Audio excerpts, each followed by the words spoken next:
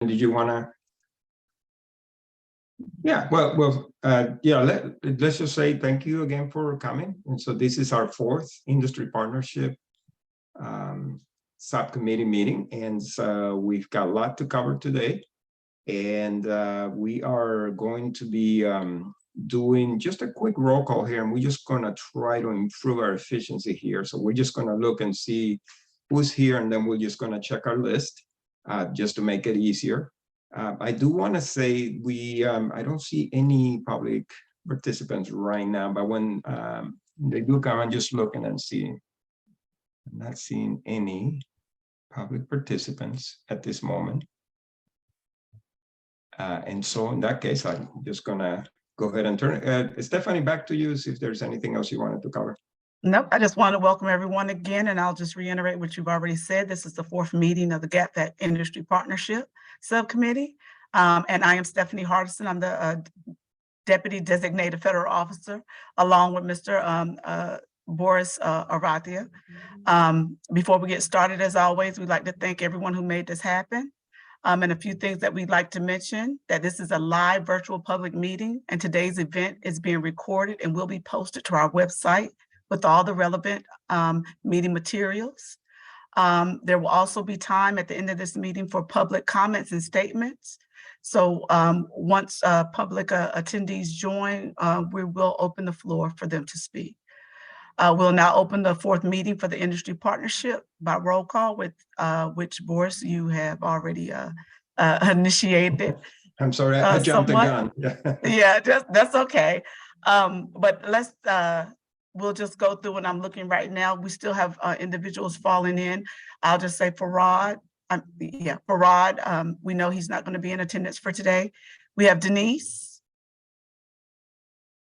Denise, are you there? Greetings, I'm here. All right, we have Gail. I saw Gail today. Nicole is going to be a little late, possibly. We have Susan. Hi. Hi. We have Mamie. Yes. Daryl. Kristen, of course. Did I already say Stacy? Hello there. Hi, Stacy. Then we also have Nigel, Keith Tillinger, Dr. Wagger. Here. And Dr. White. Dr. Weiss White. I'm here. How you doing? All right. And we also have with us our committee chair, Cassius Butts. All right, we can now begin. Excellent. Thank you. And welcome everybody. Good afternoon. So excited to kind of debrief a little bit from last week and then get back into kind of a forward focus here. So do we want to go ahead and share the agenda for us? And I'll just walk through that for the team. What we're thinking about trying to cover today. We do not have any speakers slated for today, so we should be able to have a good working session. So, I do want to spend a few minutes. I'd like to hear back from the subcommittee on thoughts from the full committee meeting, and we'll have some discussion on that. I then want us to pivot and kind of look at forward focus. We'll go over the calendar. And we'll talk a little bit about like what is the expected output that we had that discussion yesterday as part of the acquisition workforce subcommittee. And I thought it was good to take a few minutes and kind of have a discussion amongst the subcommittee so we can start to build some clarity around what is it we're actually building, what is our expected output. And then we'll go back into group work on refining our areas of focus. And then I would like us to spend some time really thinking about, we don't have a very strong speaker queue. So once we feel we have a better, narrower focus, like start bringing in some experts around those 2 key areas so that we can inform ourselves a little bit more as we build out our recommendations. And as always, we will open up the forum for public input, a valuable part of our work that we're doing. So with that, let's just jump right in. Thanks, Boris. And we'll go back to the full view here with the group. Let's just have some discussion for the next 10 minutes about how did we think last week went? Do people have questions? Hearing from the other two subcommittees, seeing what they're doing. Do we have alignment?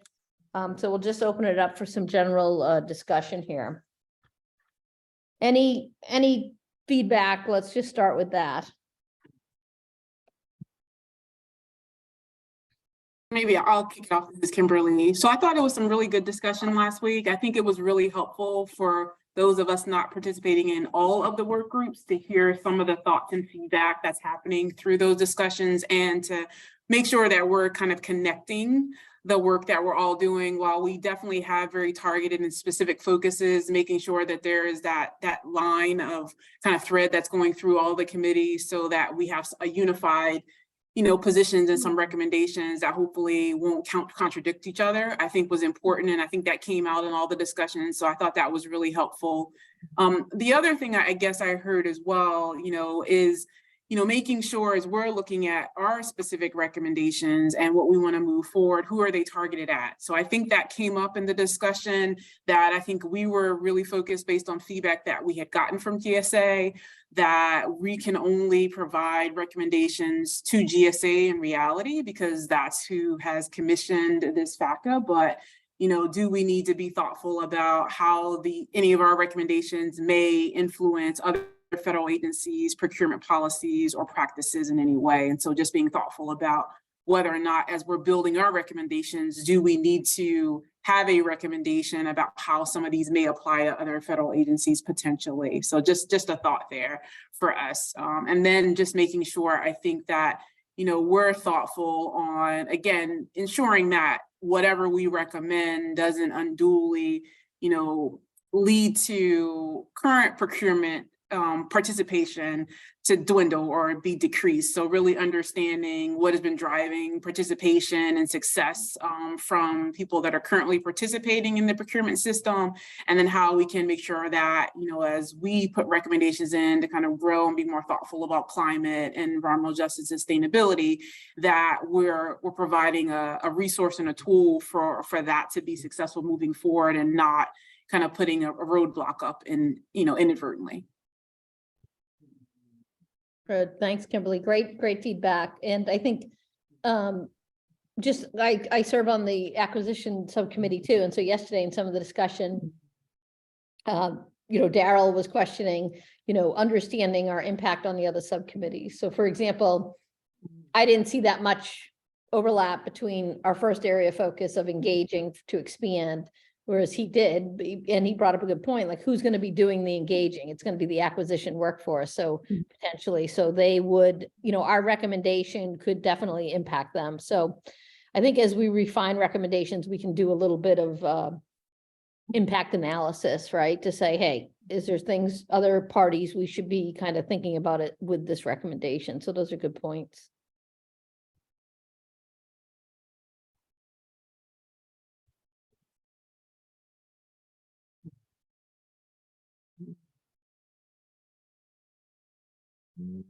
Any other thoughts from the general meeting?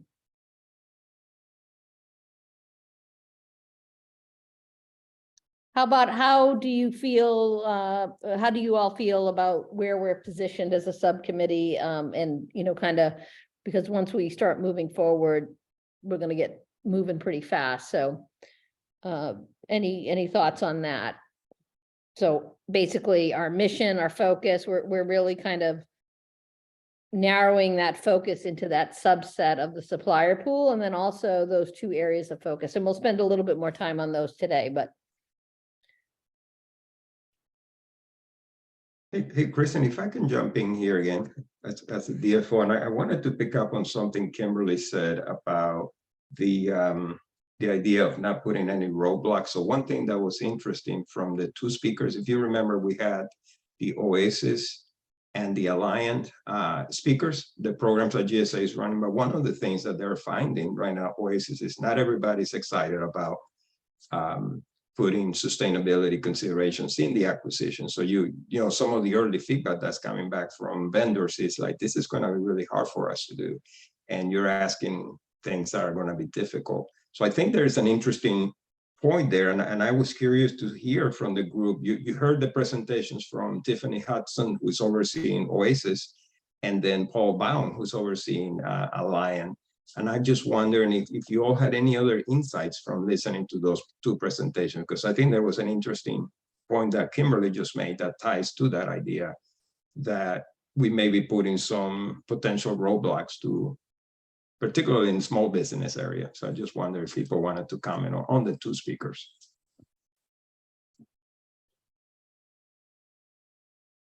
Oh, maybe I'll jump in here as well, maybe first up here. But yeah, I would say that, you know, a couple of things that really stood out to me was when the speaker on OASIS was talking about some of the data that they've collected, but how they haven't really translated that data into what it means, right? And so, you know, understanding like the metrics and how they're going to use the information once they are asking for it. So if you're asking a company to lay out that they have, you know, some kind of, you know, GHG kind of mitigation strategy or a policy, like what does that actually mean in the grand scheme of like GSA's procurement goals, right? And it sounded like that they hadn't really figured that out, right? And so if you're, you know, if you're participating in the procurement process already and, you know, an agency is asking you for additional data and information, but you're not quite sure how they're going to use it or why they're going to use it, and it doesn't mean very much, I think that is a challenge because, you know, what we heard from the Ascension speaker was that they're looking to potentially translate some of their asks into kind of pre-qualification, I think, or, you know, the first half of the process versus the second, right? Which means you have to kind of agree to be completing all of these things before you actually get awarded, right? And I think what he said is that, you know, well, companies will have to make that kind of value proposition for themselves. Like, is it worth the, you know, the funding opportunity that they're about to get to start collecting that information? And I think that is likely going to be a hindrance, is that, you know, companies doesn't really right now understand how that information is being leveraged, you know, to support the goals of sustainability and kind of climate, you know, the climate goals. And so I think that's going to be a learning curve. Maybe that comes into the engagement and outreach section, you know, as we're thinking about this. So those were, I think, two big things that stood out to me, is that there doesn't seem to be a real metric for how they're leveraging the information that they have. So let's say we make a lot of recommendations that we believe are, you know, valid and useful to incorporate sustainability and climate and environmental justice into procurement, but they don't really translate to anything at the end of the day, right? So you look at this in 5 years and you say, well, is this helping the agency start meeting their goals and objectives to these areas? And I'm not sure if there's a structure in place for the agency to be able to do that yet. Yeah, I found some of the comments and the presenters yesterday, same thing, like the level of actual compliance, understanding. So one of the questions I have for us is like, so we have this significant supplier pool, and even if we segment it according to our mission, what do they really know before we talk about capability? Like, what do they really know about what's going to happen or where the government's going? It reminds me of like when we used to close the parking garage, right? At the Postal Service, they would make an announcement every day for 3 weeks, and there'd still be some of us who didn't get out of the parking garage on time, right? You know, and so, I mean, where are we on that spectrum with our target audience? I don't really have a good sense, you know, of that current state level of awareness. I think, you know, I think what I'm hearing is there's this kind of immediate, hey, this is going to be a problem for us. This is going to be a problem for this group. This is going to be a problem for this group. But, you know, has that actually been validated? I don't know. You know, I don't know. David. Thank you. Great to see you all. This kind of, I might be confusing subcommittees, but I keep thinking back to what Professor Schooner said, I think maybe in the policy and practice, about if we have these difficulties, we envision difficulties with proposing these things or recommending them, does that make them not actionable? I mean, at some level, it's kind of up to us, but it's also not up to us. So, you know, is GSA or the folks that we would make recommendations for ready to receive them? Yeah, or should our recommendations focus on lowering those barriers? I don't know, right? Are the barriers real? And then should our recommendations address those barriers with solutions? I'm not sure. But a goal without a method is cruel, right? So, I think we need to think about that as we're making recommendations.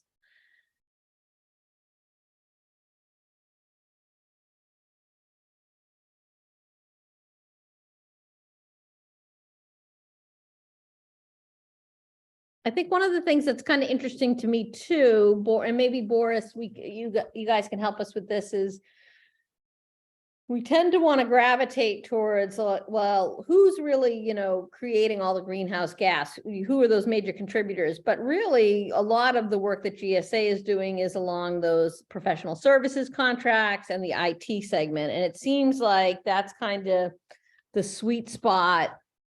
I don't want to say pushing us to, but that's all the presentations are kind of focused on that. Whereas the buildings and the construction, the cement, all that's kind of already in a different process, I feel like, but I don't know. I would like to get some validation on that.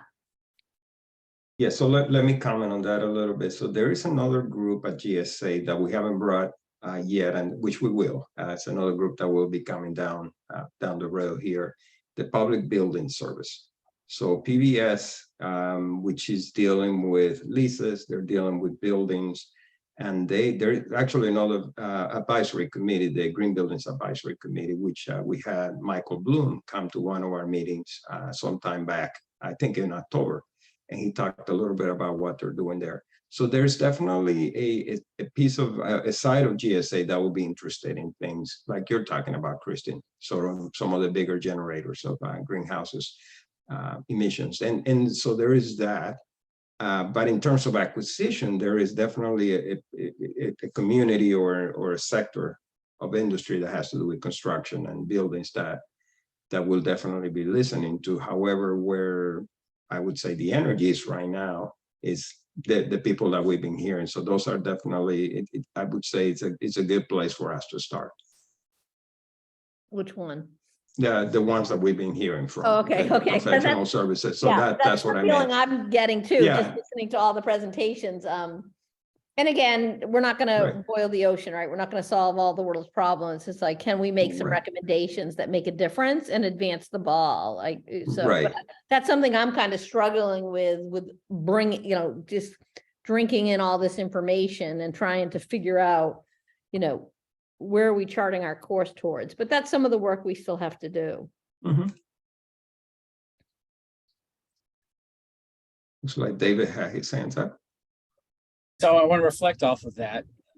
Does that mean our recommendations really might be about creating baselines from which to make decisions and make other recommendations? I mean, are we really lacking basically an understanding of where things are so that we could actually recommend something that moves the situation in a direction we want to go? Yeah, for instance, this may be naive, but talk about buildings. I would think a simple way to get rid of scope 2 or the indirect emissions would be to basically have all the electricity contracts be renewable in some way or minimally carbon intensive. And it seems like a rather simple thing to do. I mean, at least where I live, I could go switch my electricity supplier to someone that provides solar or wind. I have solar panels on our house, so we actually don't have, that's not a problem for us. But sort of how difficult is it even to do relatively I would think low lift kind of measures, and sort of how much are we fighting against, and I don't mean this in a negative way, but it's just big organizations, sometimes they have a lot of inertia, and to move them, it takes a lot of force. Yeah, and David, just to be clear, when I meant with the buildings, the PBS, the part of GSA, that's Public Building Service, is that there is a significant amount of effort going on right now on that side through the Green Buildings Advisory Committee that's been around. Actually, they've been operating for like 10 years. So there is quite a bit of work going on that side of the of GSA. But what I'm talking about is the acquisition processes themselves. that there will be a piece of PBS that will be relevant to us, although you're focusing on the right ones, which is federal acquisition services, which, you know, where we really are. I would say that's really where we want to get started on, if that makes sense. So, yeah, a light just went off for me. So really, part of our scope net or that we should think about is the acquisition part of procurement. Right, that acquisition process, okay. Right. I mean, I know it's in the title, but I guess it just went off, the light just went off for me, so hence the name of the advisory committee. Right. Okay, all right. Anything else from the debrief? I think it's important just to take that time as we go through, and you know, we'll continue to figure out how to make sure that we keep the other subcommittees informed. Just for show of hands, is there anyone on this subcommittee that's also on the policy subcommittee? Okay, so we have a little bit of cross there, and then you know I'm on the, and Nicole's on the AWS, so I think we have some good cross-pollination. I don't know, is there anyone on all three? That would be a huge commitment. Right? Well, I didn't think we could, but not that I would want to. No, yeah, it's almost impossible, right? I mean, that would be Okay. 4 meetings. That would be 4 types of GAP-FAC meetings. That's, I Yeah, might as well just live at the GSA if I'm going to do that. I hear you. I hear you. Okay, great. All right, so let's just take a look let's switch gears a little bit and start to think about forward. And Boris, would you mind just sharing that PowerPoint, that simple 2-pager? I'm a visual person, so I have to like put things on paper. And so, first I wanted to start here. So if you recall, this was our first look, and this is what we did. So I think it's also good to stop and say, okay, what did we do? We've had 3 meetings. This is our 4th public meeting. And those first couple were really about figuring out, what are we trying to do? Where are we trying to go? And, just from my perspective, I think it took us a while to kind of get going, but, and hearing from the speakers was really good. It kind of helped us think about things. But I thought towards the end of our 3 meetings, my terminology for it is I felt like the subcommittee found its voice, the level of engagement, our ability to interact and challenge each other and get to some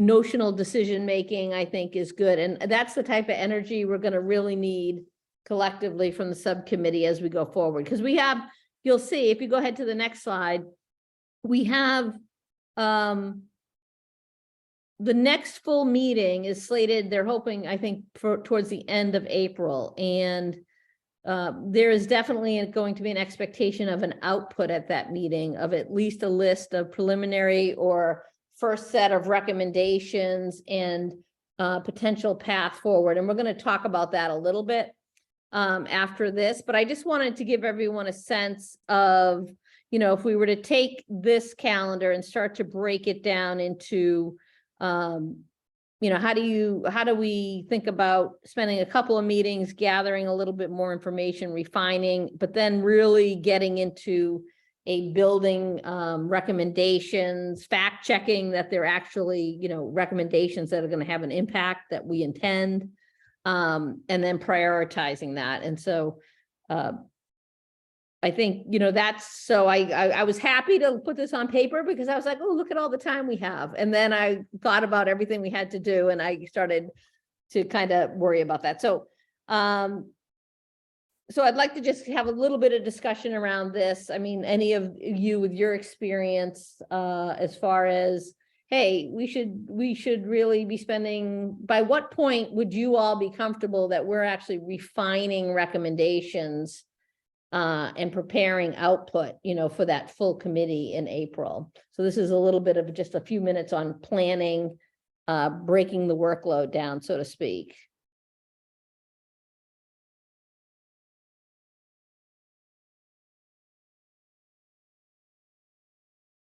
Okay. Oh, go ahead, David.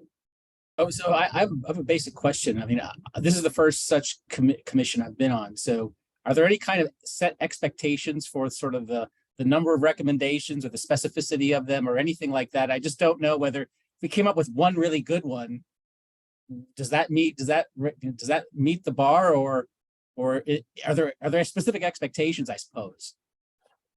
Yeah, that's a good question, David, and I can speak to that. And Stephanie, feel free to add anything else as you see fit.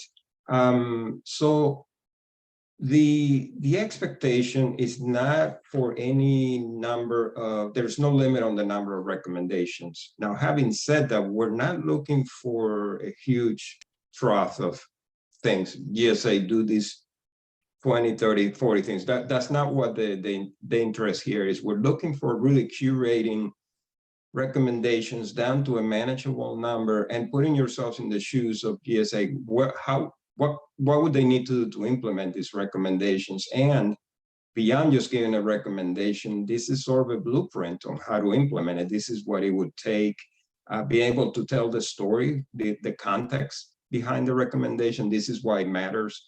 And this is why we think it would really help GSA move forward in its climate change and environmental sustainable acquisition. So there is that, David, just the context here. There's no limit.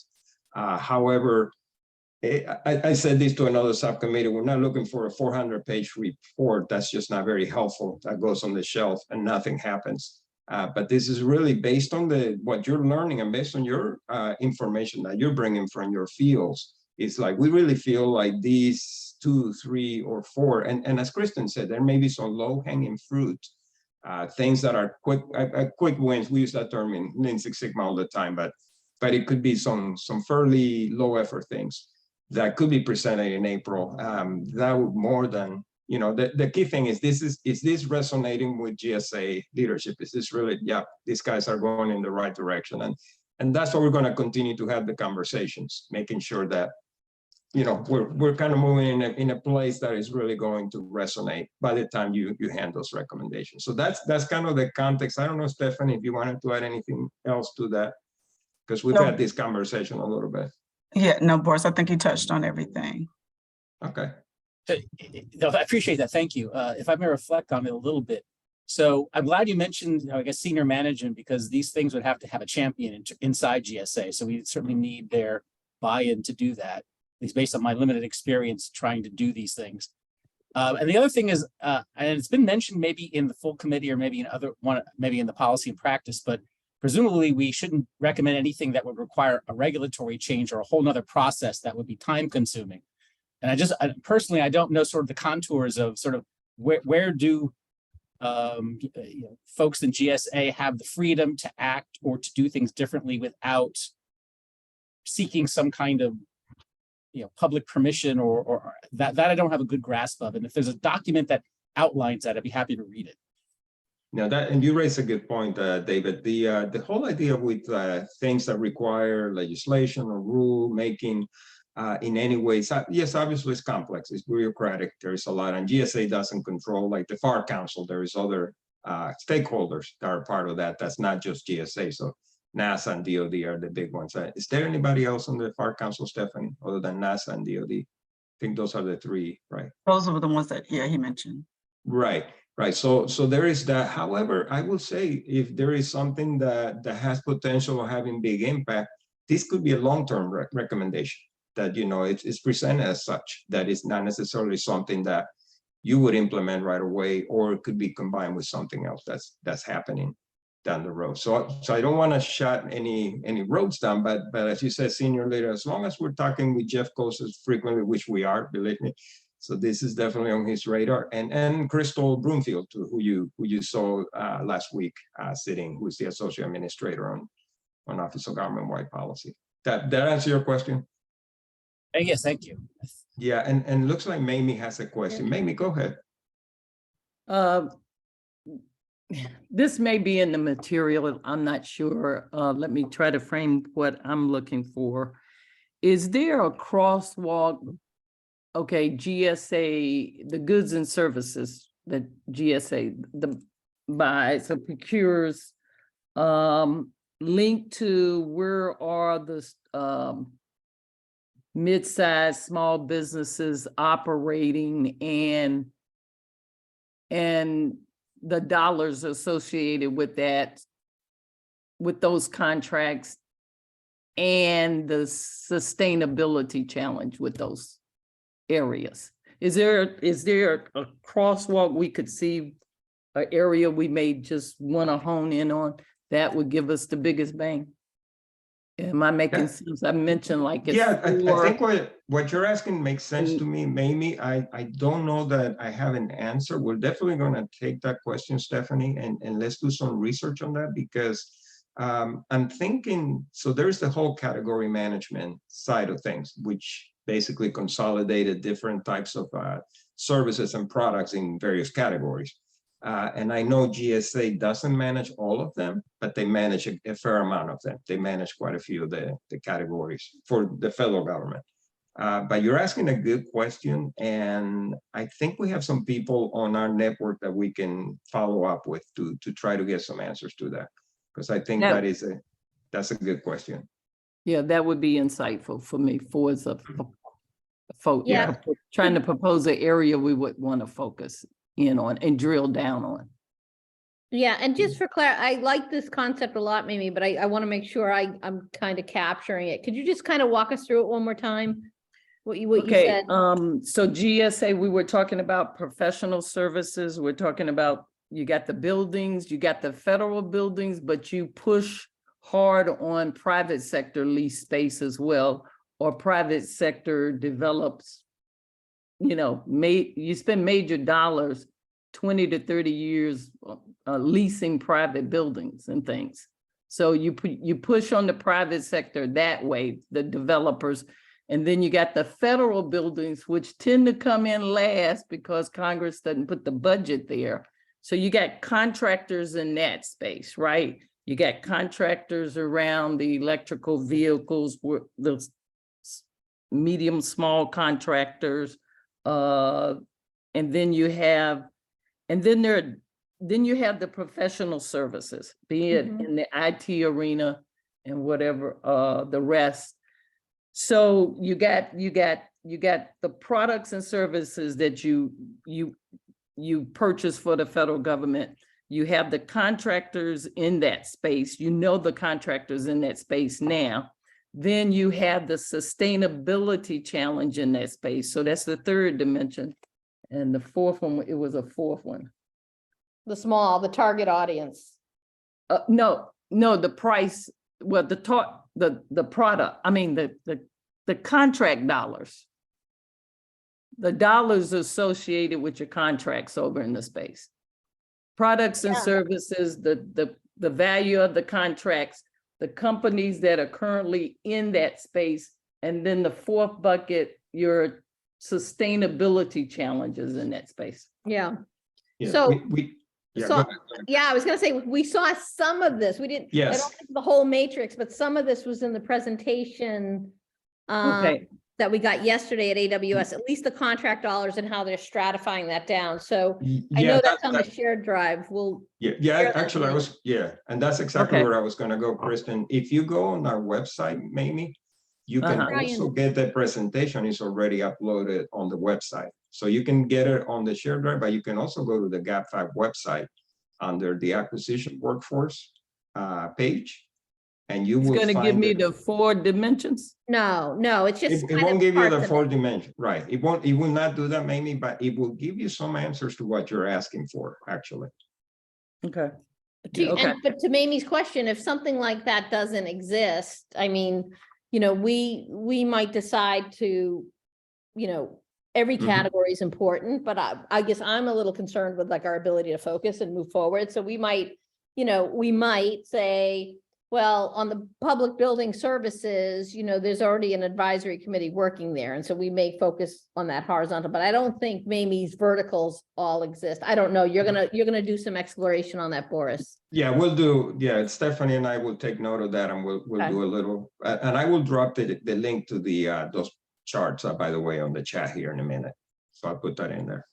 Okay, thank If you. I was dexterous digitally, I would pull up that one slide that really kind of shows it, but it stratifies the contract dollars, those best in class contracts and those types of things. But And it shows the businesses that currently operate there by size? No, it doesn't have what you're Okay. asking for is really an analysis of the Yeah. landscape, right? But it has some of the beginnings of it on how the government's looking at stratifying this problem. Like, who do you go after first? Who do you work with first? You know, so, and the genesis of the discussion yesterday was focusing on these large contracts in just driving like the requirement to have the right sustainability language in the RFP and that type of thing. So again, it's a big, long process, but I like where you're going with this. But it probably will also have insight as to where barriers might exist for small business entrants or those that need to stay in the space and come up to speed. Mm-hmm. Yeah. And I think that's kind of one of our areas of focus that may really, yeah, Nicole, please, yeah, go ahead and share. That'd be great. Okay, thank you. Yeah, and I just dropped the link in the chat where that presentation resides. And that's a reminder that by all means, feel free to peruse information that's on the other subcommittees. We're dropping those slides. Nicole, were you gonna chime in? Yeah. Oh, you're on mute. She was gonna share the slide, Boris, so can you stop sharing so she can pull it up? Okay, yeah, we can't hear you though, Nicole. Yeah, even though it shows you're off mute. Yeah, we're not able to hear you.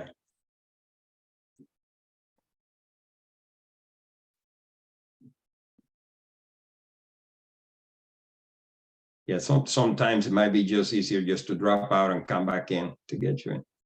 She goes. Oh, there. Yeah, I see.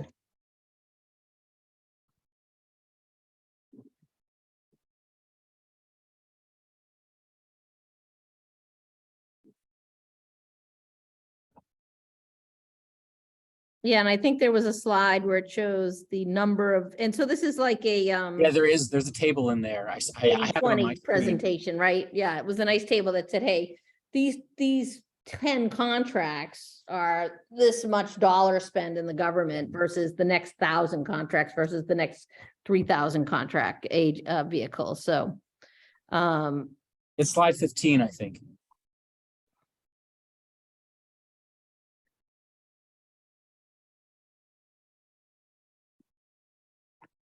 yeah, so there's the categories, right? Those are the categories in the first column, and then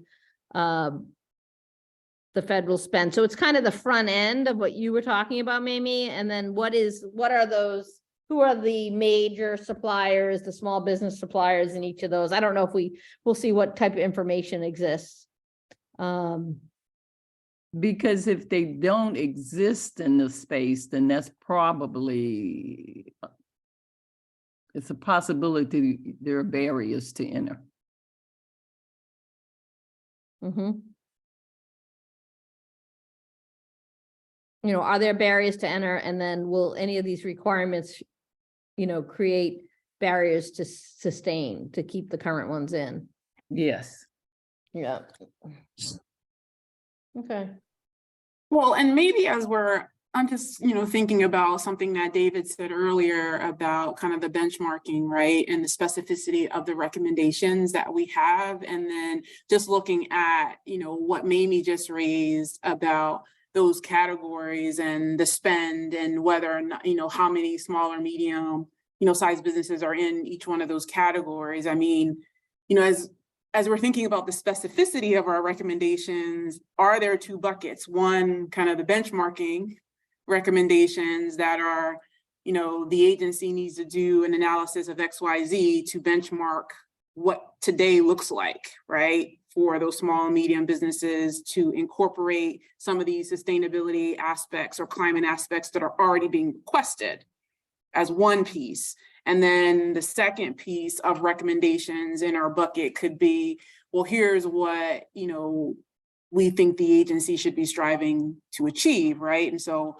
perhaps, for example, something I think that was raised earlier is like, okay, well, if you look at, if the agency wanted to make a big impact, there is, X percentage of the building and construction, related acquisitions that drive costs for the agency. And out of that percentage, the agency can quantify right now only 15% of that is really helping to advance the agency towards their sustainability goals, right? And so perhaps a recommendation, and I'm not suggesting this would be our actual recommendation, would be, the agency should be, striving for X percentage of their procurement, awardees to be meeting this, and they should have a process over the next 5 years to reach that number where, they're at 15% now, in 2 years, they need to be up by, at 20%, and in 3 years, they need to be up at, 30%. And so, and then here's the subset of recommendations of, here are 4 or 5, things that from an outreach and engagement perspective, the agency could be doing to help them achieve those goals. Yeah. It kind of reminds me, I'm going to go to Raquel, the maturity model. Like we talked about this early on, the cybersecurity, because everybody was just everyone was starting at a different place and nobody knew what good was. And so creating that maturity model that could maybe even tie in the 3 subcommittees, right? Maturity model for the acquisition workforce, for inclusion and expansion of the supplier pool, and policies that have to support that. So I like that visual resonates with me a lot. Nicole, you have your hand up. Oh, we can't hear you. We still can't hear you, Nicole. Yeah. If you want to drop out and come back in, that might do it. We definitely want to hear from Nicole. So I like that thought. So good. All right. So I think, from a forward focus, we definitely are going to have a list or probably some sort of recommendations, stratified, maybe low-hanging fruit, level of effort, or prioritized by time. I'm not sure. I think we have to do that work and then be able to present that out. Boris, a question for you, and you may not know because this is, I think, your first federal advisory committee, but like when we present out the recommendations, then what happens? Is it like a working relationship with GSA on implementation, or are we then looking at other recommendations? So in process-wise, so the recommendations before they get presented to the full committee for review and approval, there's going to be a dialogue already with GSA. So through Jeff and the right players, we're going to know by the time we get to that stage, there's going to be some socializing that happens before the recommendations get presented. You see what I'm saying? So, but when they do get presented to GSA, so the recipients of those recommendations are, the ultimate recipient is the administrator of GSA, Robin Carnahan. Okay. However, Robin is going to rely on Jeff and Crystal as her senior leaders who are going to be answering the questions. Jeff and Crystal, is this something we can implement? Is this something we want to do? Is this something that fits with our strategic plan and the way we want to do things at GSA? So she's going to rely on Jeff and Crystal. So your key players here, again, Jeff and Crystal are the leaders at GSA who will, I would say the most important people in terms of really selling them on the recommendations and making sure that they are going to indeed help the agency move forward. So I gave you a long answer. I don't know if that helped. No, so I think you clarified one point. So our commitment in April is we're really just reporting out from the subcommittee level to the full committee.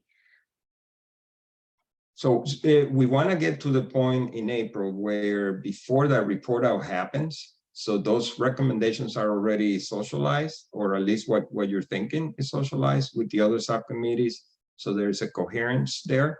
Oh, that's before. So I got to put that in the timeline. Right. So there is communication with the other subcommittees. But if you feel at that point that you have recommendations that are robust enough and you have enough structure to be able to present them as this is something we want to turn over to GSA. So at that April meeting, the Industry Partnerships Subcommittee say, here's our portfolio. We have 3 recommendations we want to make now. We have 4 or 5 that are in the works, and we have maybe 3 that are even way out there. And so in your portfolio, these 3 recommendations, you're saying, we as a committee, we want to put it to a vote. Is this something that we all and everybody will have seen, and by that point, we feel good about? Yes, we want to present this to the administrator of GSA. Then we take a vote. And the answer is, you know, if it passes, then these recommendations then go forward to GSA. And when I say to GSA, we're going to take them and put them through our chain, which is going to be Jeff, Crystal, on to Robin Carnahan. So that's what it would look like. Okay. I can certainly have more conversations with our friends over at the Green Buildings Advisory Committee, because they've gone through several rounds of this process. And I just want to maybe touch base with them and give you a little more, you know, if there is anything different. I don't know, Stephanie, if there was anything else to say that might help clarify. No, I don't think there's anything to add. Okay. Boris. Yeah. Okay. Did that make sense, Kristen? Yeah, it does. It does. Thank you. I think, Nicole, you're back. Let's see if we can hear you. you. Oh, we still can. No, Yeah. I wonder if your microphone might be turned up. There might be Wanna some try time in the or dial computer. into the phone for the Zoom. Yeah. You definitely have to hear Nicole. And I think David had his hand up as well. I did, and then I withdrew it. Okay. But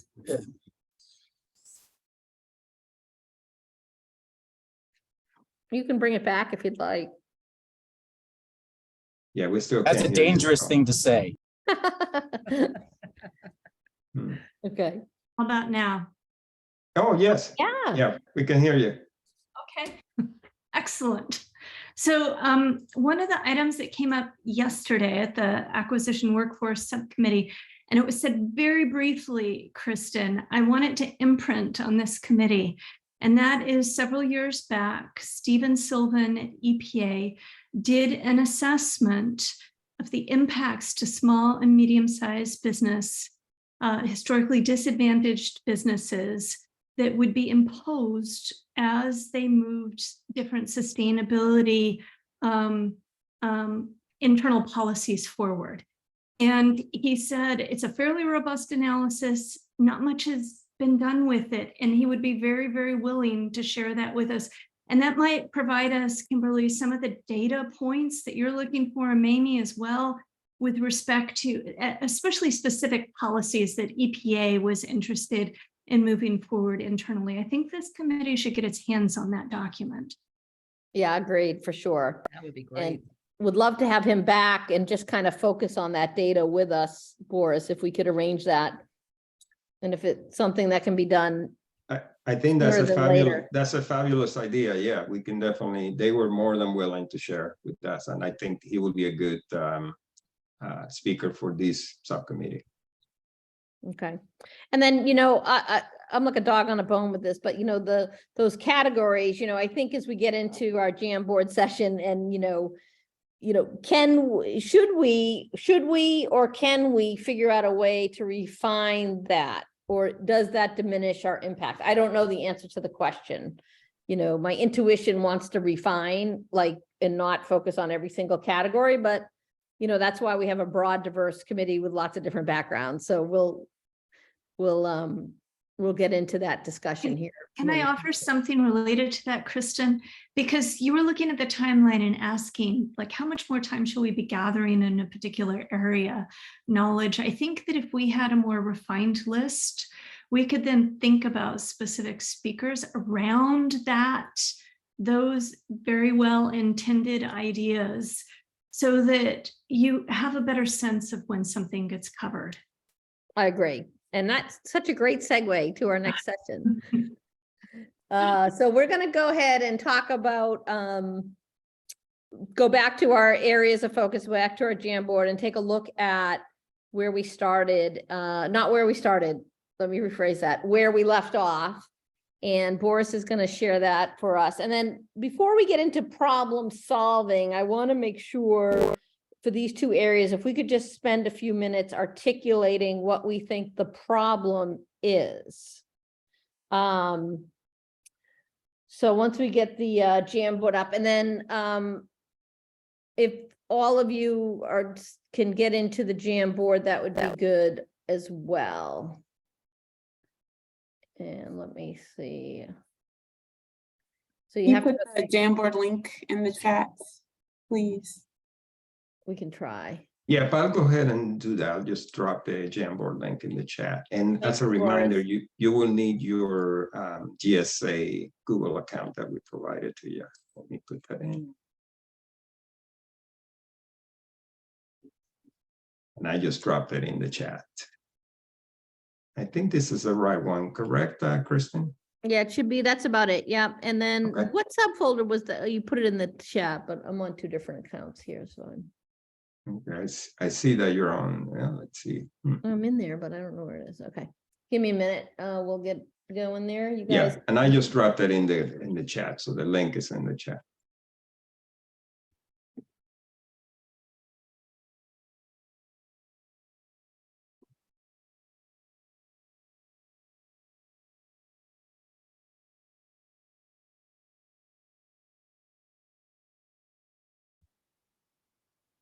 I see Mamie, Nicole, Denise, Stephanie's there, and Kimberly.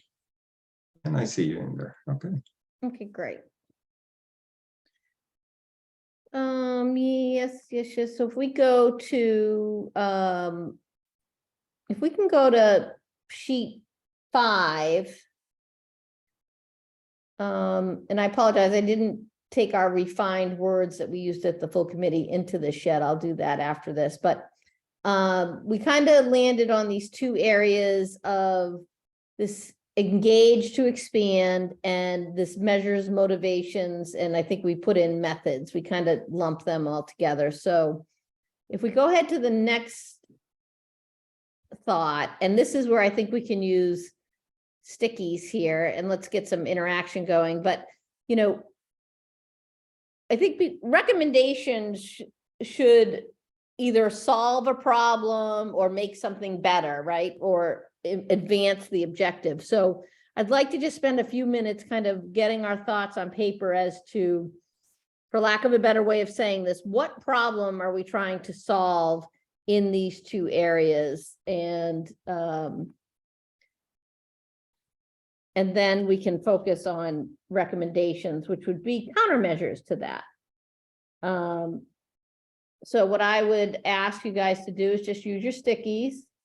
So if you click, sorry, as I'm doing this, click on your sticky. And then we'll spend a few minutes talking about it, but so you just click on your sticky, type it and hit save, and then you can move it into either one. Yeah, and I put some blank stickies in there so you can play with those.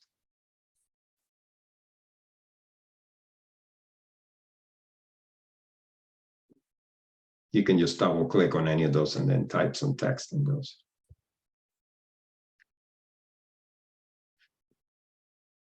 And does anyone have any issue with us using like our target audience, since we kind of refined that in our mission statement?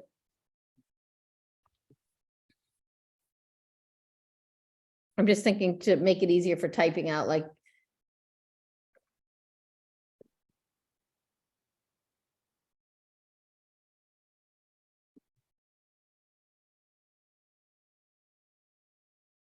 Kristen, can you say one more time how you want us to focus our attention on this page? So what problem are we trying to solve in each of these from your perspective? What is the problem? And you just type some thoughts on the stickies, the things that are coming to mind based on all the conversations you've had. And no judgment on spelling. Because I can't spell. So for example, this is one of the, in listening to speakers, and we'll talk more about this, but just to get us started, like, do we even know? I assumed we did know, like I assumed, to Mamie's point, like we know like who these small businesses are, who the target audience is, and how capable they are at being able to do these things. I don't know if we really know. So to me, that might be a problem. So that's kind of where we're going with this. So can I ask perhaps this is a bad question. So we No. talk about target audience. If we're making recommendations to the acquisition folks, would it be the intended targets of the acquisition folks that we recommend to them? I'm just wondering, I think, well, I guess what I'm thinking about is, we have kind of defined the supplier pool we're focused on, the part of the supplier. That's what I was thinking about, David. So Okay. so when I say, do we know, I'm thinking about, do we know how knowledgeable and capable our target audience is? It's that that audience of the supplier pool that we identified. So it's not, it's not GDIT, it's the. Okay, it's terminology question. I just want to make sure I understand. No, yeah, that's what I was thinking of, not the target audience for the recommendation, Okay, more who the recommendation would benefit. Yeah. If you're not able to get on the Jamboard and you have some thoughts, you can drop them in the chat and I will gladly put those on a sticky for you.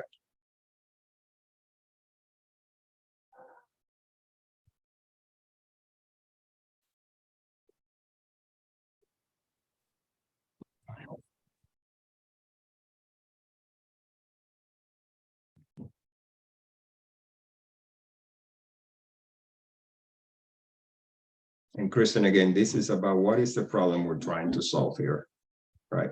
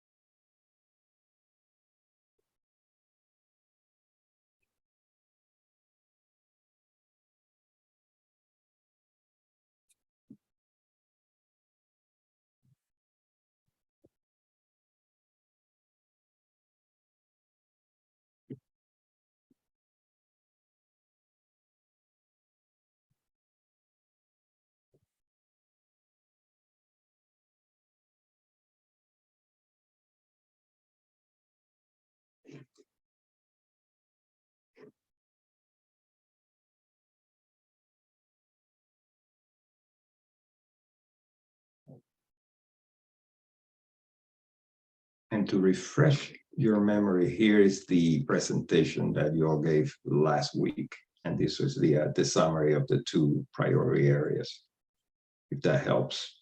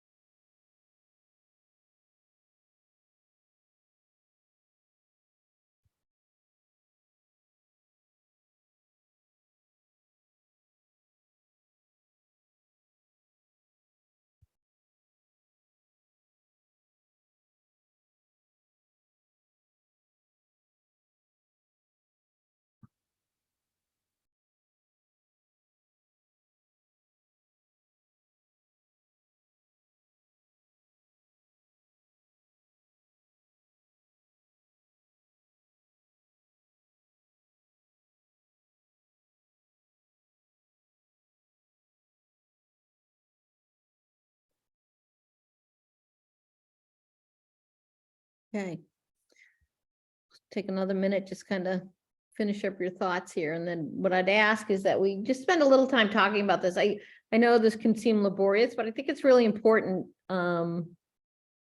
that we spend some time trying to figure out, what is the real problem we're trying to solve, or what is the area we're trying to really focus on.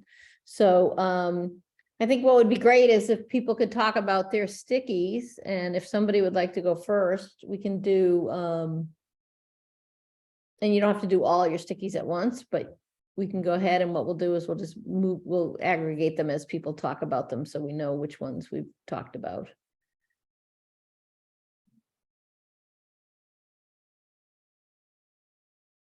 So I'll do this one. Oh, go ahead, Nicole, please. Yeah. Yeah, I'm happy to go. I was just reviewing my notes from the first set of speakers that spoke to us, and really the focus of that conversation was about how do we make this easy for vendors? How do we uncomplicate things? How do we do this? And what tools are at our fingertips, if any?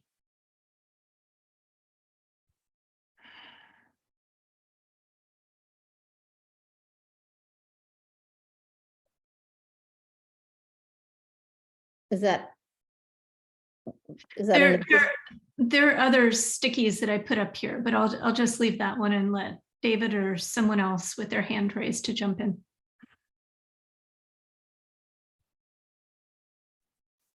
Thank you, Nicole. I appreciate that. I'm actually asking for clarification. So making it easier for the vendors. So there's kind of the part about getting prepared, and then there's a part for actually getting through the process. Is that easier on both counts?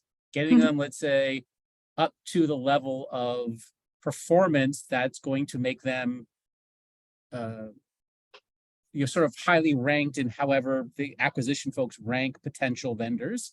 And then it's getting through that process once they are, I kind of see it as 2 parts. So are you addressing both parts? Yeah, let me provide the context for it. You might recall, and I've lost track of the names. I apologize for this, but we heard from one of the speakers that was talking about a pilot study that they did internally within GSA, where they were working directly with small vendors around greenhouse gas management training. And so they were working with pilots between 2010 and 2012. 80 small businesses were invited, only 47 actually participated, and then the dropout rate was pretty significant. And it ended in 2012 because they couldn't justify the cost of working with vendors to help them think about climate change issues. And my question to the speakers was, why do you believe that the vendors just dropped out? And they said, well, this was very difficult for them to address. You're dealing with limited capacity issues. And there were many layers to this that made it seem that the process of engaging with small businesses around topics of sustainability were really difficult for these small businesses to manage. So I don't think we really understand exactly, at least the operators of that pilot program didn't understand exactly whether there was a central issue motivating this. I think we have a lot of working hypotheses, but I don't think we have a really good understanding of this. It could be that representatives from the Small Business Administration or other industry associations have a better finger on the pulse here. But my takeaway from that discussion was that it was complicated.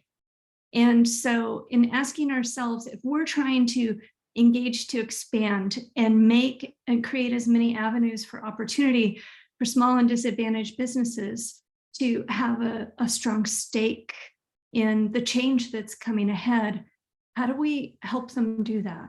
And it's unclear to me. If I may reflect, I appreciate that background. So if I understood what you were saying, and maybe I did not, it sounded like a decision on the government side was this wasn't worth the cost, but maybe we need to reframe that as it's an investment that will pay off in the future. I mean, is that kind of part of this?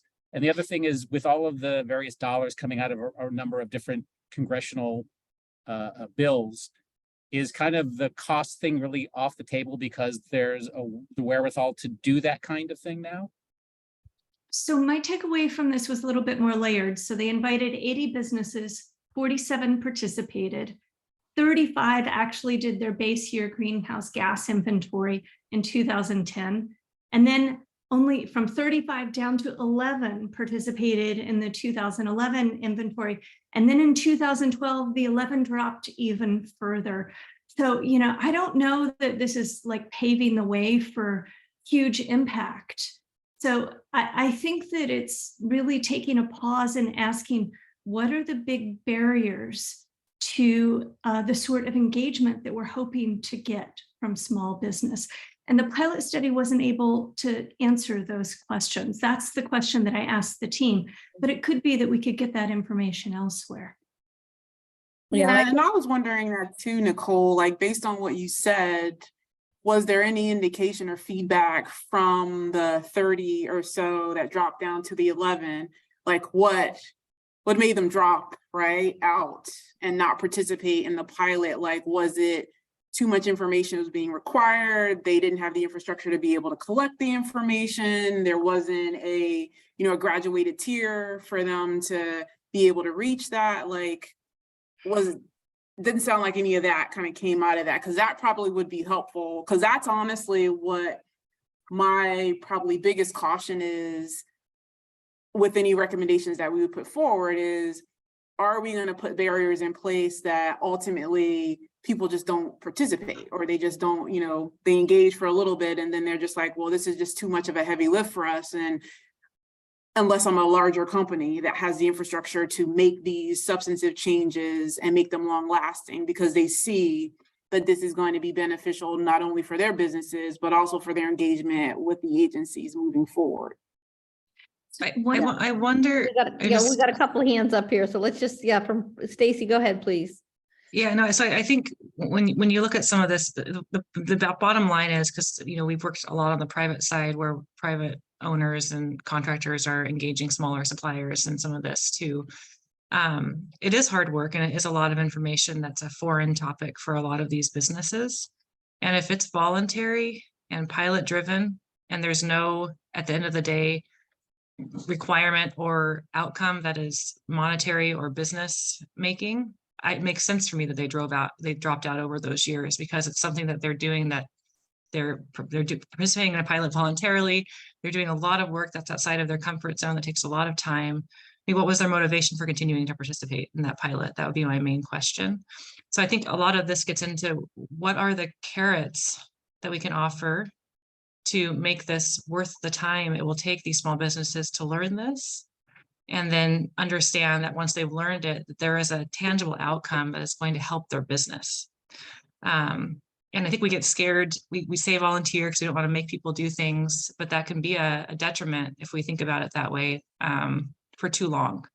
So I think, what are the carrots? What are the incentives? And then what are the clear directives and tools that we're going to give them to actually do the work?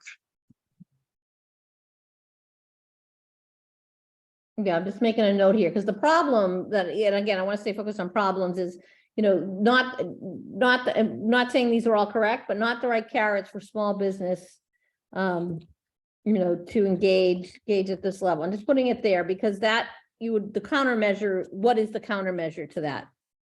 And I'm not sure, you know, that is that. I agree with Nicole too. I have notes. I'd really like to see if we can get some more information on that pilot, so we can put that in our ask for some data coming back.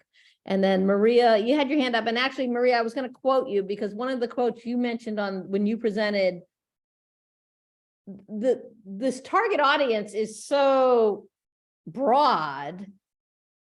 You know, when you talk about the bigs, there's a few bigs, but when you start to talk about small, and you're talking about hundreds and hundreds, and they're all over the place, like, where are they? How do we connect with them? So anyway, that thought resonated with me. So I think that's a problem. We don't know how to connect deeply into this subsection, but go ahead, Maria. Okay, thank you. Yeah, so just picking up on what Nicole was talking about, the speaker was Katie Miller. She presented when I did. And I had mentioned at the last meeting that we talked and we felt like there's more to be said. And it sounds like from hearing you guys, you do need to get into more detail with that. And that our suggestion was that we have those conversations during the administrative part of the meeting, so that we can just delve into more detail, because we always have to be mindful that some of these meetings are public versus private. So if it sounds like you'd like to get more into that, I would suggest to Boris or Stephanie to consider inviting Katie to one of those meetings, so that you could really get into more of a detailed conversation. So that's one thing. The other thing is, yes, as you said, Kristen, we have difficulty, and that's what we do have difficulty reaching, that population, and we don't necessarily, I mean, we have little bits and pieces all over there, but there's just no coherent, or we just, that's one of the reasons we came up with a FAC, because all these things you're like struggling with, we're struggling with, and we don't know the answers. That's why we want help from industry partners who might know more than we do. So yeah, that's, I mean, and I think David mentioned the issue of money. I mean, one of the things I had said clearly on the slides is we have some money now, but we need to make sure that that section of the vendor population gets a piece of the pie, but we don't even know the universe of that section of the vendor population that have some sustainability experience. So that's definitely one of the, you know, one of the areas, one of the problems I would say if we had to solve for, is to get to that universe and know what they are capable of. I mean, maybe the answer is that they don't have the expertise or the skill in this area yet, but then if that's the case, then how, you know, what can be done to get them? So I think that is part of the problem we're solving for, is getting to the universe, and then also how to communicate to them what we want. Because what we've found based on experience is the government is not good at speaking plain language to anybody.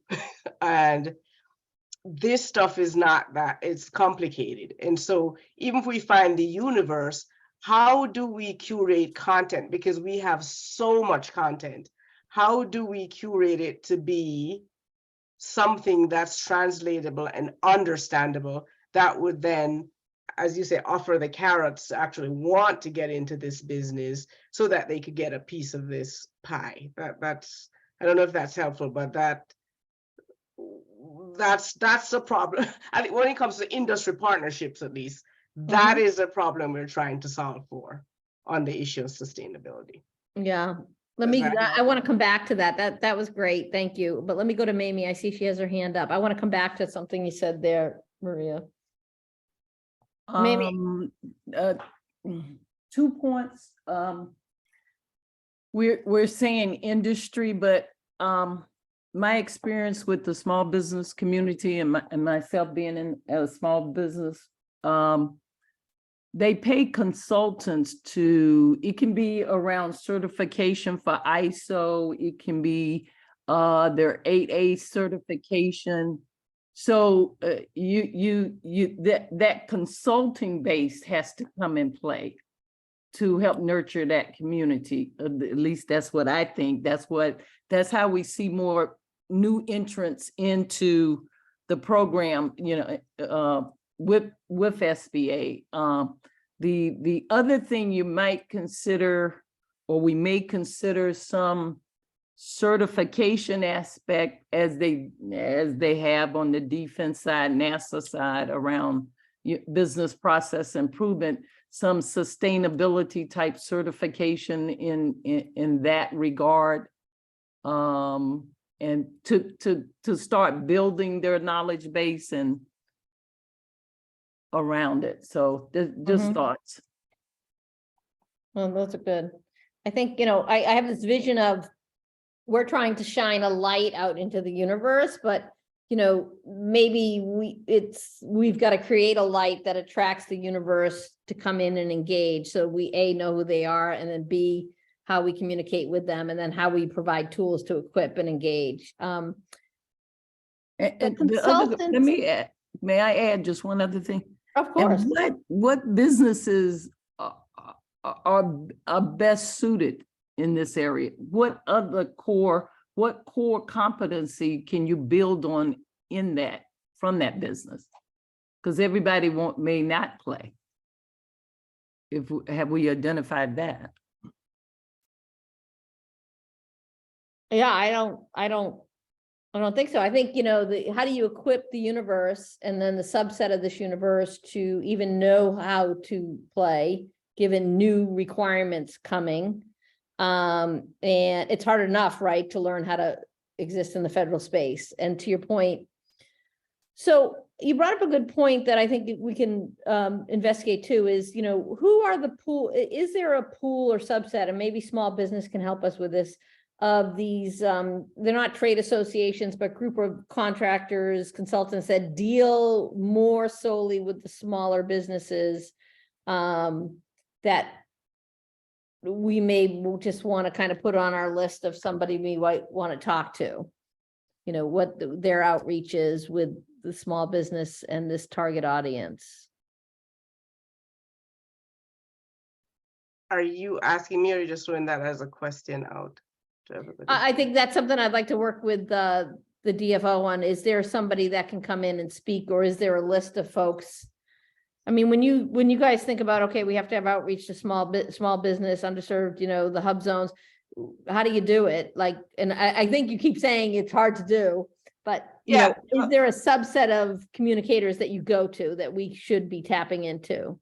So I think I think Boris and Stephanie are working on getting somebody from OSBU. GSA has its Office of Small Business Utilization, so they're the experts in reaching out to those people in terms of the universe of small business and disadvantage and all of that.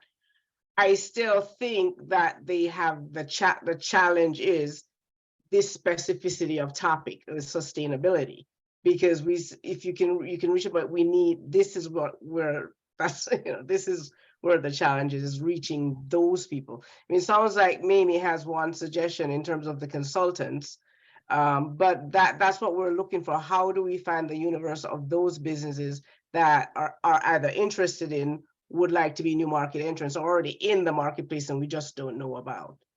So I think, yes, the OSBU would be able to help you with the entire universe, but we still, the problem we're trying to solve for with this is the sustainability topic. Yeah, it's twofold, right? You Yeah. need to better reach them, and then we need to infuse new knowledge and capabilities around sustainability and climate risk, and what you need to know and be able to do if you want to operate in the federal marketplace. Okay, Nicole, and then we're gonna start. Yeah, let me respond quickly though. So we are pursuing, Stephanie's working to get somebody from the Office of Small Business at GSA. But another thought is we have Antonio Hart, who is a fellow FAC member, and he's on the Policy and Practice Subcommittee, who is, I think he just got a new position too. So he's pretty high up on the structure at SBA, and he may have some good contacts. So he might have some information himself. So Antonio Hart, we would probably have an easier time getting a hold of him. And I know Stephanie's working to get folks at GSA that are working on small business. Stephanie, go ahead. Yeah, and I just want to say, I think Kristen, I've sent you something on that as far as Mr. Rowe with being willing to speak, and also Antonio Doss. You may want to consider asking him if he would speak with the group. Yeah, Antonio Doss. Yeah, I got the last name wrong. Antonio Doss. Yeah, looks like Nicole. Yeah, I'm just going through my notes as we're talking, because it's just bringing back, I think, a lot of important nuggets of information that we heard earlier. My understanding is that there is a greenhouse gas management training for federal contractors that's out there. It's a webinar, it's 3 parts, but what I wrote down was that it's not differentiated across different types of contractors. So the question to us was related to engaging small and underserved businesses. Do we need differentiated training? It's also got me wondering about whether we know whether small or underserved businesses have already taken this training. It might be useful to hear directly from some of those businesses about what that experience was like, what their constraints are, and what would help stretch them a little bit further to step up to the call. Yeah, I like that concept, and I'm thinking, Nicole, like, do we want to try it? It's certainly aspirational, but do we want to try and invite a small group of small businesses as a focus group, similar to what you're trying to do with the acquisition workforce, to just come talk to us? Some who are successful, some who have struggled. I mean, Boris, can we put out some sort of invitation? I think that's an excellent idea. And again, that's where I think Antonio might be a good person to consult with on that, and may even have some ideas on who those are. But no, I think it's an excellent idea. Can I add a little bit of advice on doing that? So one of the things that, and I think it's a good idea and we should do it, but we just have to be very careful how we do it, because one of the things I learned is that companies are very reluctant to come in front of the government and say A, B, C, D, or we have a hard time doing this, or we can't meet this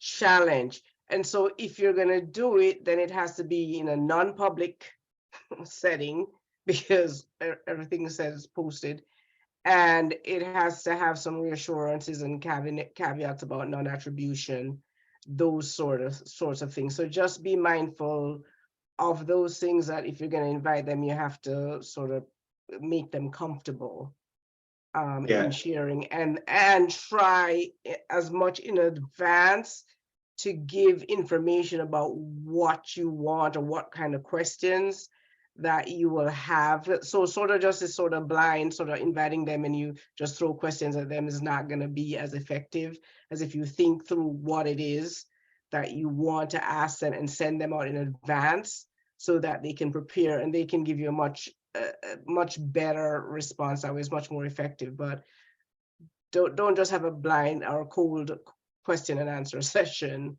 Got it. Because it might just not be as useful, and they might not just be as open. Okay. Yeah, it's a good thoughts there, Maria. And then from a FACA perspective, this will be subject matter experts and discovery data gathering. So we could totally have those meetings not be public just because you are doing information collection. So that is a good thought. Yeah, thanks, Maria. This is great. We've almost advanced our segment on speakers like here, which is good. Okay, so if we could go to, what I'd like to do is spend a few minutes kind of refining, and I guess I really want to give people an opportunity. If we go back, I think, let me see, I don't remember where it is. If we go back to this, which I think is a lot, I think, you know, I want to give people an opportunity to kind of move on from some of the initial recommendations, like, but stay true to where we've decided to focus. And so what I mean by that is based on like what we've talked about, where we've decided to focus, what are some of those recommendations? Because we've all had time to really think about this. Like what I wrote down 6 months ago isn't anywhere near where we want to focus. And so we heard a couple good things that I'd like to capture. Actually, I'm going to do it this way. I'm going to move these things over, and I want you guys to go ahead and do some more stickies. That if you could take and do a different color, if you wouldn't mind, all that we've talked about, and stay within the lanes that we've decided to focus, you know, what would be a recommendation you would want us to pursue. And so I'm going to grab one. And so, and this is not necessarily a solution, but just a recommendation that you would want to make, correct? Correct.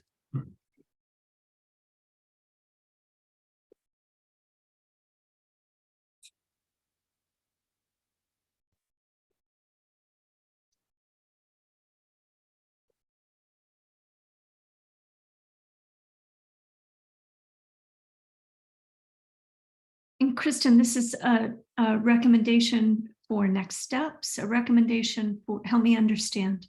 This would be, you know, based on what we just talked about, what would you like to see, yeah, as a recommendation we would focus on in this area? Okay, but not like who we should bring in. This is much more No, general. no, this is like, I want to get a list of actual these are more curated based on the initial 12 we had, then we had 16, then we focused the 2 areas. So for example, I'm writing one here that says, you know, one recommendation is develop and leverage a climate and sustainability maturity model for industry that's tiered by the subsets, you know, as a way to expand. Do we need to run another pilot? I mean, I think I just want to kind of get a sense of where people's minds are at. So it sounds like an initiative or some action that you would recommend taking, correct? So it's like Yes. more of an initiative.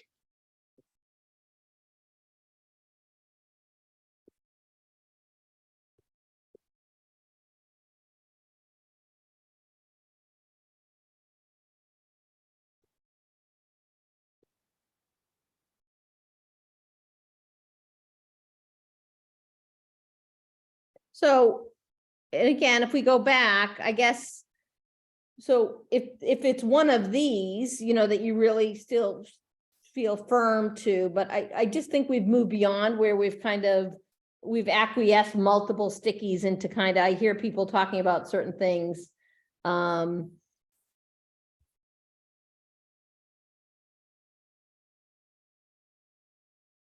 Nicole, to your point, if you think there's a key next step that is important, like I think we all want to learn more about what happened with that pilot and the data. I took down some notes that I'll put into a Word document though about, Antonio and Stephen and data points we want to get back in those speakers list. This would be more like, hey, if this was March 15th, what are those recommendations you're hoping that we're working on and able to present?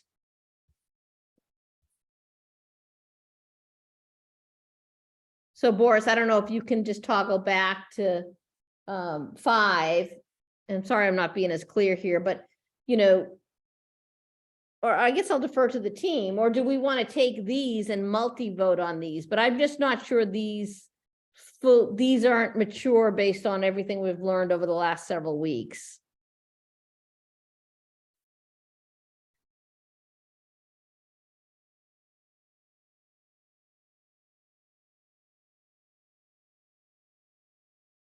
Or are we not ready to be there yet? I'm looking at a lot of faces of.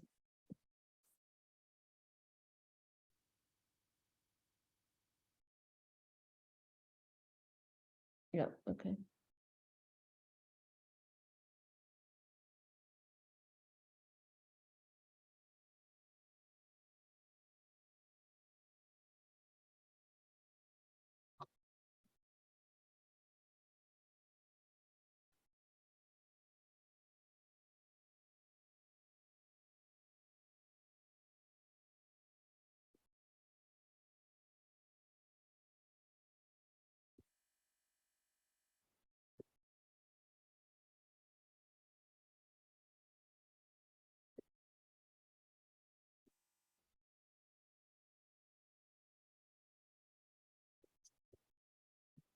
And as you're thinking about recommending initiatives, I would suggest, you know, from your perspective as members, what would you feel most excited about putting some energy into? Because this will definitely take some work.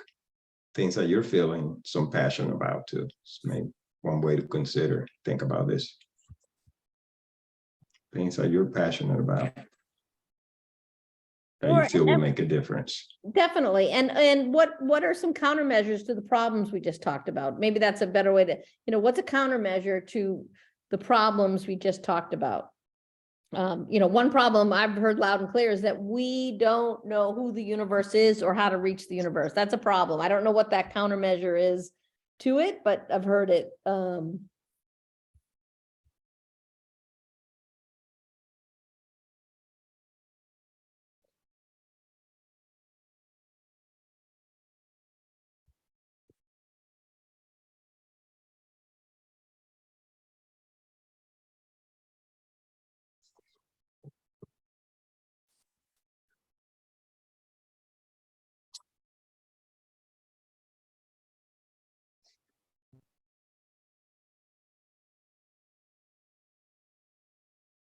One thing I would recommend as you're putting this list together here, Kristen, is we could have a meeting also with Jeff Kosas, just to have not a public meeting, just to have an opportunity to curate and get some early reactions. He would be very interested in doing that. Yeah, and we kind of, you know, because we're just an organic group, we went a little out of order, you know, just naturally, organically, but I think that's okay. We've already identified some next steps that I think, you know, after this, I can take some time and kind of say, you know, here's these, we do have some definitely definitive next steps on, we want some access to data. We're going to try and garner some more information, but we're asking for that information because it's going to get us closer to understanding this target audience and, you know, what it is we need to engage and expand and to have that impact. I really like what Mamie said about the, you know, the matrix, for lack of a better word, but, you know, I'm just going to put this here, matrix, the universe,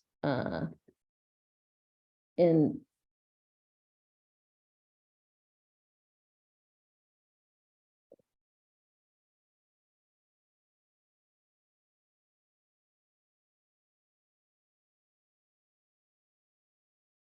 because I kind of envision we may be forced to go deeper into one segment of that matrix. You know, what are the categories? Where is our population of the universe?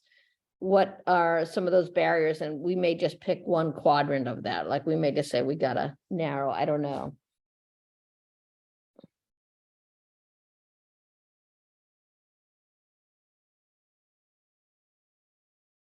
And then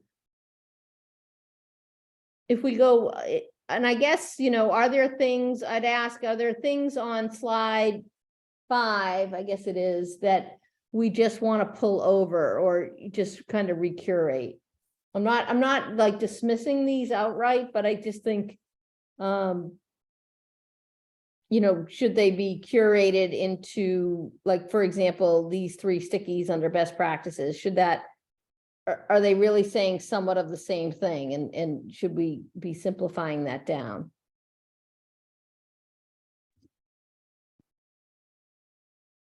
I think you've made quite a bit of progress from what you've done already today from where you were here. So you definitely advanced Okay, the ball down the field, in my opinion. yeah.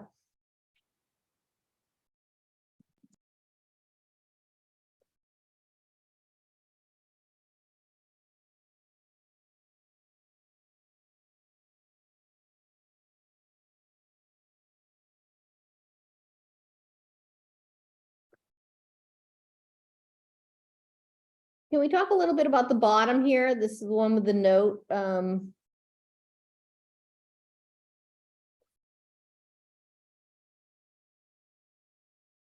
I love that one. Yeah. Where it says, I'm worried we don't have our heads wrapped around what is included in GSA sustainability requirements in place across the country. Yeah, that's me. I can explain. So I think the definition of sustainability is so broad. I think we've talked about this in some of the first calls, that it's great to know who we're going to talk to and trying to get a better idea of that. But what are we talking to them about and what are we asking of them explicitly? I think has to also be very clear and concise, to not have eyes glaze over and just that risk of, you know, this is not clear enough for us to actually respond to. We don't know what it's going to take and what you're really asking us to do. So, you know, what does sustainability mean for this group and what we're tackling? What does it mean to GSA, and what are those requirements that are currently in place or in development that are coming? I don't know if we have that list, but we're going to need that to even know what we're focusing on as a committee when we're asking for this engagement. Which number is that one, Stacy? I'm looking for. It's Oh, it's down on the here at next, it's on the bottom, next one. Yeah. on slide 6. So I think a couple things on that, Stacy, I agree. Like, and what's most important, you know, maybe it's not everything, but what is, like, if you're in a small, medium business, if you're in the target, what's the most important thing? But interesting enough, again, if you have time to look at the presentation from yesterday's AWS, like, you know, even the government struggles with getting like the requirement language in the contract mechanisms. That was a real eye opener for me. So, I mean, I think it's worth noting. What is it we're trying to do? What's most important? Engagement for engagement's sake is not necessarily what we're going for here. I think it's engagement that's going to help action happen. So we need to give them things that they can act on. Yeah, It's going to actually benefit the GSA too. So definitely. And that's kind of that where we were thinking that expansion was that they could contribute and comply with whatever the requirements are for climate and sustainability and thrive in the federal marketplace, right? That's how we expand. So interesting. You know, I just want to kind of throw this out there. Maybe let's put it on a sticky, and maybe it's because, you know, I worked for the Postal Service and now I work for a big company, but you know, instead of the government trying to like motivate and reach everybody, you know, is there a mechanism to put more onus on the large to kind of do more of this with, you know, to incubate the small? And I know there's been ups and downs of that, but the large have a lot of resources and a lot of reach, right? And so I think for me, it would go under this motivations and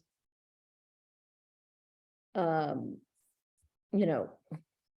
So Kristen, are you thinking about creating expectations that large vendors partner with small ones?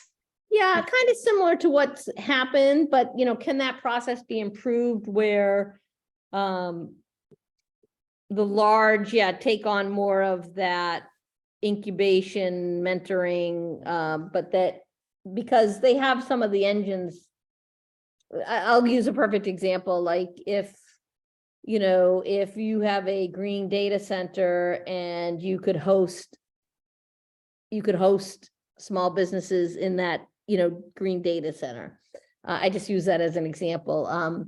If large already have big greenhouse gas computation engines, could they provide that as a service to small, whether it's, free part of the, they have so much more engine and capacity.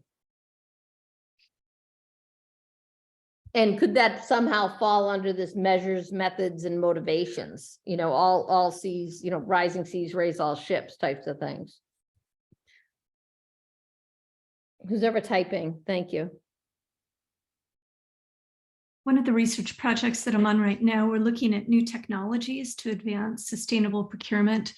And a lot of the emerging ones, the real cutting edge ones, are coming from startups or small businesses. And we're asking them questions about what makes it difficult to partner with the public sector.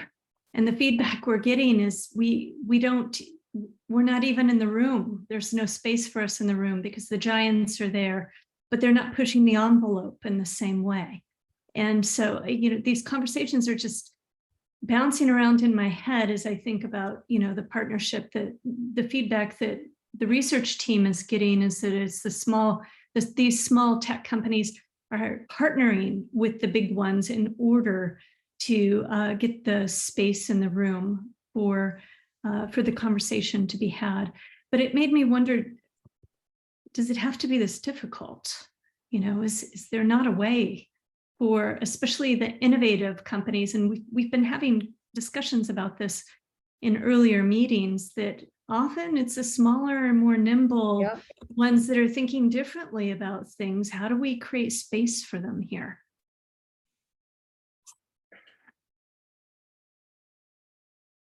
I'm just going to write that down, create space. Which is different than what I said, right? That's different. Like actually creating space, which I like. It's a different take on it, create space. Yeah, they don't need to build their capacity. Their capacity is great. It's creating a pathway for them to be part of this federal marketplace. And I just drafted a sticky there at the upper right-hand corner. Okay. If you want to tweak that, tweak the language if you want. Yeah, that's just my first cut at it.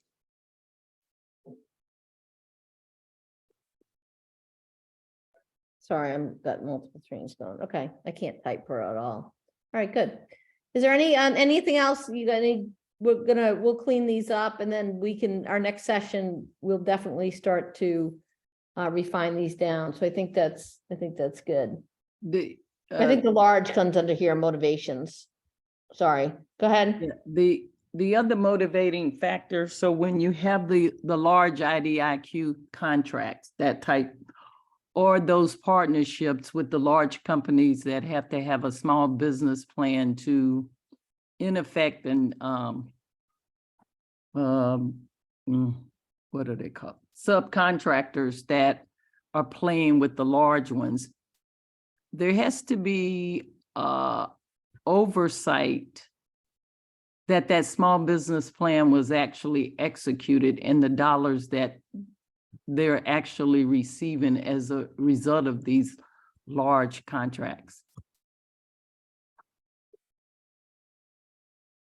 Yeah, I totally agree. And it's got to be, it's one thing to say and numerically show that a % of the revenue is allocated to a small business. I think it's another thing That it was when you talk about climate and sustainability, like, we're either going to move the needle on this, right, or we're not. And I think that's where the rubber, to your point, the rubber has got to really hit the road. Yeah, yes, those subcontractors, the small business plan has to be executed. Mm-hmm. And the government has to do the oversight that is actually happening.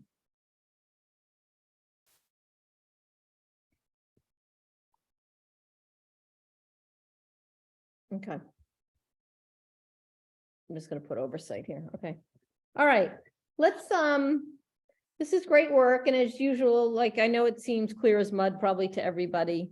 But I've got quarter of, and so I think we have a list. I'll refine that list. I'll send it out to everybody of speakers we might want to see, reaching out to certain folks.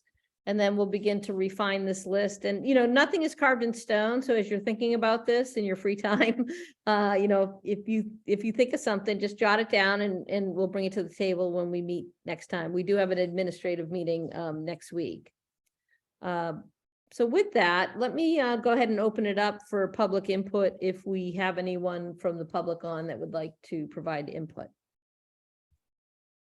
It looks like we got Troy and Cassius, and then also Fred, but I would love to hear from Troy and Cassius if they have any thoughts, comments, perspectives on what you've heard.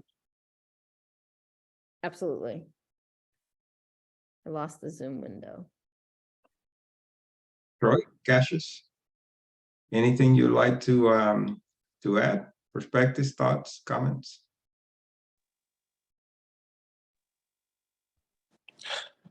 I'll jump in just really briefly. Just want to thank everyone for the participation today, and specifically, rather, the robust conversation around the small business community. It was really good hearing the historical data going back to 2011 about what took place during that time.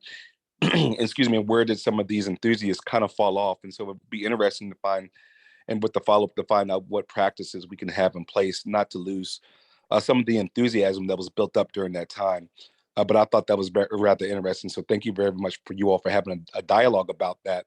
It definitely is something that's specific to this specific committee. And we definitely look forward to the follow-up in the verbiage surrounding how can we do a better job by capturing and sustaining that audience.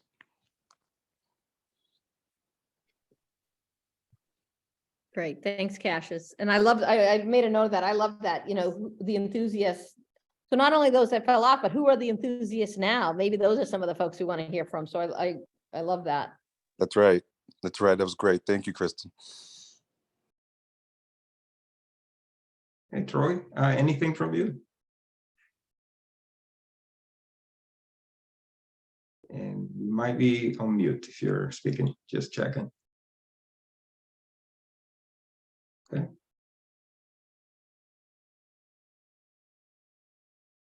All right. Okay. And Fred, if you any thoughts also you want to share, would be a good time. All right. Back to you, Kristen. Right. Well, as always, I definitely appreciate the engagement of the team. You can see the diverse ideas starting to boil up into a nice sauce, so to speak. So we have an administrative meeting next week, so we'll kind of have this more organized and we can actually see a flow here. And then Boris, I can work with you and the team on getting some of these folks lined up to come speak with us. And I don't know if Katie would be available for one of our next upcoming administrative meetings to come back and speak to us about the study. Maybe too short a notice, but maybe we can get her on the next one. Okay. All right. Anything else before we adjourn? Thank you, everybody. And so Stephanie, I'll hand it back to you for the honors. You are on mute. All right. Am I there now? Okay. Yep, you're good. Mm-hmm. All right. This concludes the 4th Industry Partnerships Subcommittee meeting. The next virtual Industry Partnerships Subcommittee will be February 1st from 3 to 5. Boris, do you have any closing remarks? Nope, I think we cover a lot of ground here. So good work, subcommittee team. All right. We'd like to thank everybody for your engagement and involvement in today's event. This meeting is now adjourned.